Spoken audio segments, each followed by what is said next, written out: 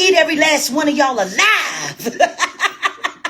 And you know it. Do you remember when I was telling the story, Grace, about how Chris Brown made Trey Songz disappear in real life, right on stage? Yeah, girl. Yeah. Has anybody bothered to refute what I said? Everybody was real quiet. Chris Brown had to sit there. Earlier. He had to sit there and remind people that Trey Songz was standing there. Girl. Ooh, come on, y'all. Clap for the little cousin Trey. Come on, y'all. You did a good job tonight. They didn't even see him. And he was standing right there. Like, I can't wait to go to a Chris Brown concert, girl. Because when you stand there, it's such a wonder. Oh. It's such a wonder watching him do what he do. And congratulations on him for finally suing for all of the defamation against his name. I pray to God he wins. Because 20 years of persecution is just too much. I didn't know he was doing that. I see.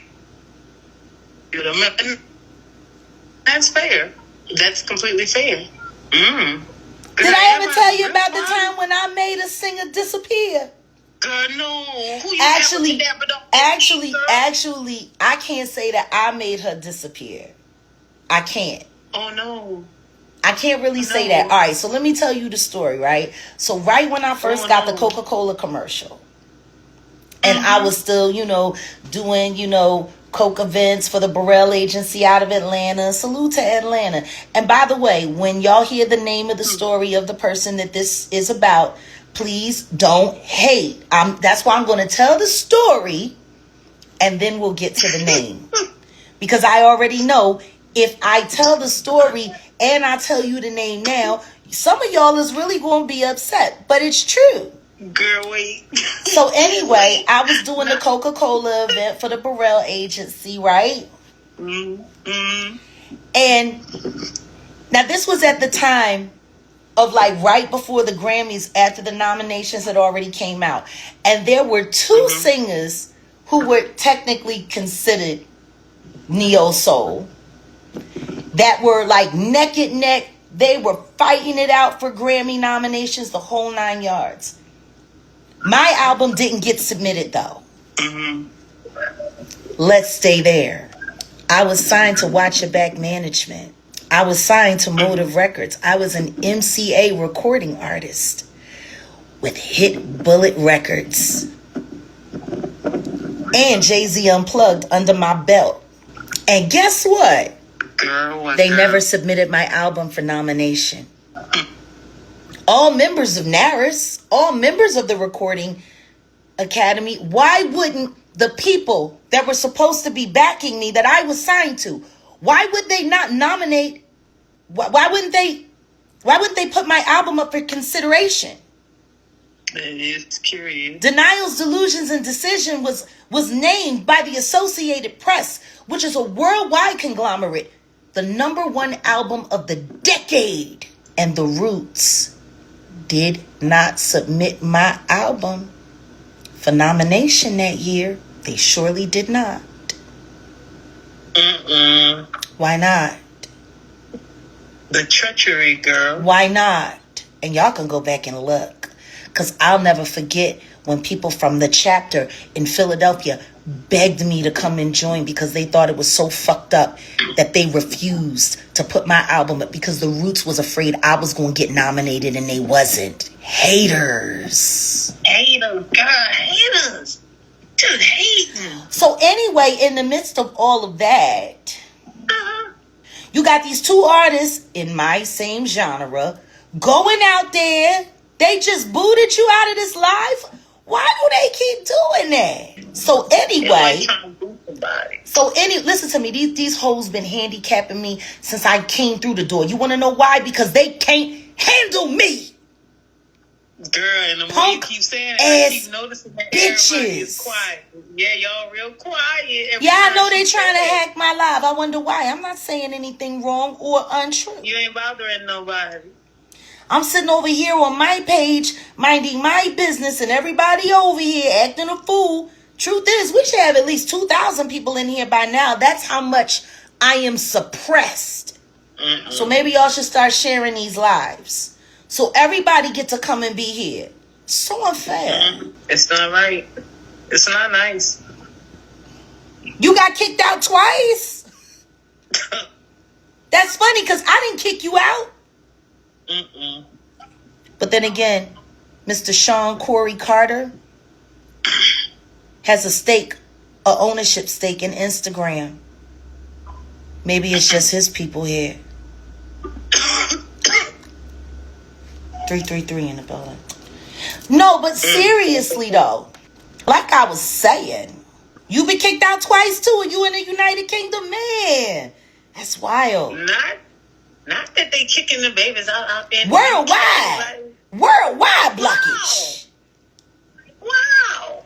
Anyway, like I was saying. So at this time, this one singer that I'm talking about was nominated for a bunch of Grammys, even though my album hadn't been submitted. It was this, it was that, it was whoop-de-whoop-de-woo, it was yada yada yada. And so it was told that because she had all of these nominations and I wasn't nominated, that she had to be the headliner for the Neo Soul Suite for the Coca-Cola whatever and so on and so forth. So I'm like, all right, well, she does got a bunch of nominations. It's cool. I'll open up. It really doesn't matter when I go on. It's going to be the same show, whether I go first or whether I go last. Now, what I will say is, I'm sure she wished that they did just let her go first. I know she wished that. I do. Because I heard her cry. No, I heard her cry. No, I heard her cry. I never said anything about it. Her feelings were so hurt. Oh, no. So I went on. I had a 15-minute set. I smashed. She had a 30-minute set because she had all these nominations, right? When I tell you, me and my band came in, rocked. Those people was losing their minds. Oh, no. And when I walked off, somebody said, she's not doing more than that. We just got started partying. Oh, no. And guess what happened in between set change? Oh, no. When this multi-nominated artist came to do her set, guess what happened in that same suite? No. Guess what happened? Girl. Oh, no, girl. What happened? Nobody was there. They all left. The only people she had watching her in that room were the people that came with her. Oh, no. Oh, no. And she struggled through that set. Oh. And I'll never forget when I walked by and I was like, damn shame what they did to that dog. Girl. Damn shame. They should have just let her go first. Wasn't my fault. I came and I did my job. I'm not the one that set her up for failure. They said she had all them Grammy nominations. And she did. She had a lot of them. She had about 8. Because she said, she walked by and said, it's a damn shame what they did to that. Yeah. Oh, no. Just like, you remember in the original Coming to America when Akeem and Simi was looking for the apartment and they came there and they had the man all lined out in chalk.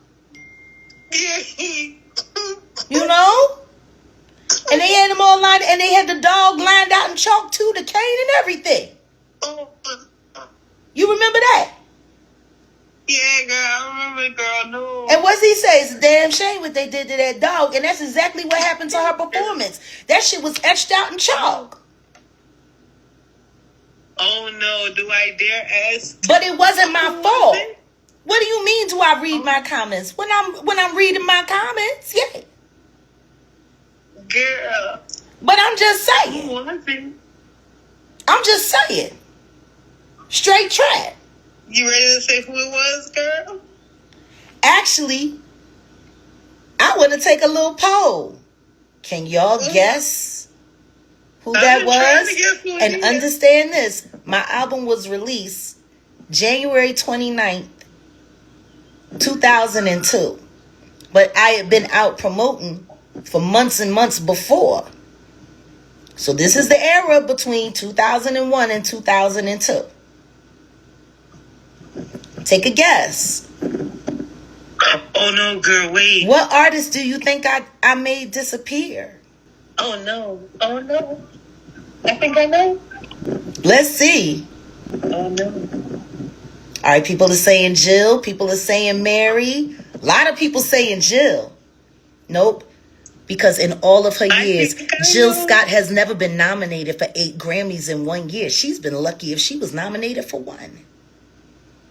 Not Jill. Okay.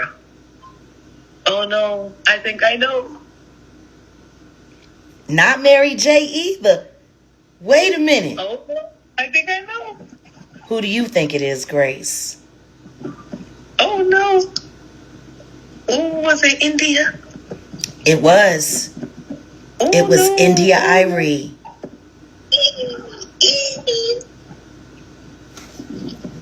Oh. It was India Arie. Oh, not India, girl. They did India. They made me open up for India, even though they knew I was the stronger performer, because Clive set her up with all 8 of those nominations because they had rigged for Alicia Keys to have 5 nominations. So when she beat people like U2 and stuff like that, they would only be focusing on India and say, oh, well, yeah, she's better. She's light-skinned. They did India like that, girl. Yes, they did. No, girl. And India Arie never wanted to do a show with me ever again. That's not right, girl. They did India like that, girl. Damn shame what they did to that dog. Because that wasn't my choice. The truth is, I was the better performer. Period. I should have went last. I'm the one that actually had the Coca-Cola commercial out in circulation. I should have went last. But because my album wasn't submitted by the crew that I was rolling with, that I helped make pop, they put that little girl up there. They put India on after me. And while she was sitting there with her guitar, I'm not your average girl in the video. She couldn't even get the words out. She looked so sad. She didn't even want to sing that shit. And I heard her cry. Oh, no. Because she got embarrassed at the Coca-Cola event. But that wasn't my fault. They should have just let the girl that actually had the commercial close the show. Damn shame what they did to that dog. That's not right. They messed with that girl's self-esteem. And so imagine what that was like. And then the Grammys hit and she didn't win nothing. She ain't win nothing. And that takes away nothing from her talent. And that takes away nothing from her skill or her ability. But the truth is, she should have done a lot more talking about how we buffering again.